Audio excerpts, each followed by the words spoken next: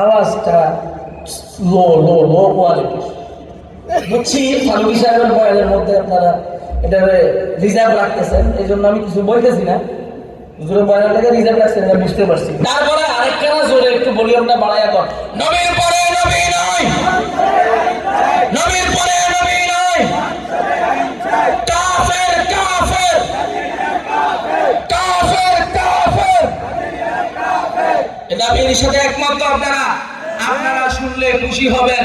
আগামী 15 নভেম্বর শনিবার, আজকে বৃহস্পতিবার, আগামীকাল শুক্রবার, এর পরের দিন শনিবার, কাদিয়ানীদেরকে রাষ্ট্রীয়ভাবে অমুসলিম ঘোষণার দাবিতে আগামী 15 নভেম্বর ঢাকার সোহরাওয়ার্দী উদ্যানে আন্তর্জাতিক খতমে নবুয়ত সম্মেলন এটার আহ্বান করা হয়েছে, ঘোষণা করা হয়েছে পীর সাহেব মধুপুরের নেতৃত্বে।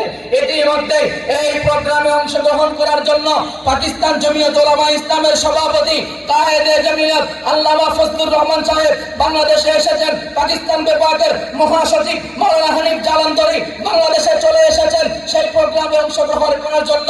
ভারতের জমিয়ত উলামা হিন্দের সভাপতি মাওলানা মাহমুদ মাদানী তিনি বাংলাদেশে চলে এসেছেন। রহমতুল্লাহ কাশ্মীরি চলে এসেছেন। ইলিয়াস গুম্মান